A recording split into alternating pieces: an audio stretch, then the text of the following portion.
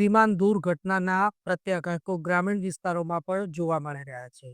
વાત કરીએ બનાસકાંઠા જિલ્લાની તો બનાસકાંઠા જિલ્લામાંથી પણ 4 લોકોએ વિમાન દુર્ઘટનામાં પોતાના જીવ ગુમાવ્યા છે. પાલનપુરમાંથી 2 લોકોએ જ્યારે બનાસકાંઠા જિલ્લાના ધાનેરા તાલુકાના ખાવર ગામેથી પણ બંને પતિ પત્નીએ પોતાનો જીવ ગુમાવ્યો છે.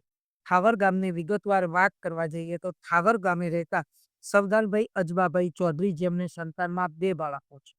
જે પૈકી મોટો કમલેશભાઈ સવદાનભાઈ પટેલ જે આજથી આશરે 3 વર્ષ અગાઉ અભ્યાસ માટે લંડન મૂકવામાં આવ્યો હતો અને ત્યાં લંડનમાં 2 વર્ષ રહ્યા બાદ તે પોતાના માતૃ વતન આવ્યો હતો અને આજથી 8 મહિના અગાઉ તેના ધાનેરા તાલુકાના બીછીવાડી ગામે લગ્ન પણ થયા હતા. તે બાદ ફરી 5 જૂનના રોજ આ કમલેશભાઈ પોતાની પત્નીને લંડન લઈ જવા માટે ખાવર ખાતે આવ્યા હતા અને ખાવર ખાતે આવ્યા બાદ ગઈકાલે સવારના પોતાના પરિવારજનો સહિત આ બંને પતિ પત્નીને અમદાવાદ એરપોર્ટ સુધી મૂકવા ગયા હતા અને એરપોર્ટ પહોંચ્યા બાદ પ્લેન ટેક ઓફ થયું અને આ દુર્ઘટના સર્જાઈ, જેમાં આ બંને પતિ પત્નીના પણ કરુણ મોત નીપજતા અત્યારે સમગ્ર ખાવર ગામમાં ભારે શોકનો માહોલ જોવા મળી રહ્યો છે.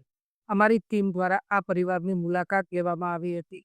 જ્યારે અમે આ પરિવારના ઘરે પહોંચ્યા ત્યારે પરિવારના ઘરે પણ ભારે શોકનો માહોલ જોવા મળ્યો હતો અને પરિવારજનોના સ્વજનોએ રડતા મુખે સમગ્ર ઘટના જણાવી.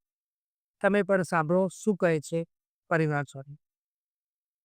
અમારે કુટુંબમાં ભત્રીજાનો દીકરો હતો અને ખૂબ આશાથી ગયા હતા. બે મને તેઓ પહેલી જ વળા ઇંગ્લેન્ડમાં સ્ટેજ થયા હતા અને ખૂબ દુઃખદ ઘટના એ અમારા સારું. આખો તો 3 વર્ષથી રહેતો તેઓ ભણવાના જો બીજા ઉપર જોબ સેટલ થઈ ગયો ઇંગ્લેન્ડમાં. અને આ બૈરો મને ગયા મહિના 11મા મહિનામાં લગ્ન હતા અને આ પહેલી તો પોણા મહિનાથી ત્રીડીને આવ્યા તેઓ વિઝા લઈને સેટલ થઈ ગયા થવા સારું ગયા હતા હોય ઘણા વર્ષથી. અને મમ્મી ને પપ્પા ને સગાવાળાને બધે મિલવા જતા એરપોર્ટ સુધી.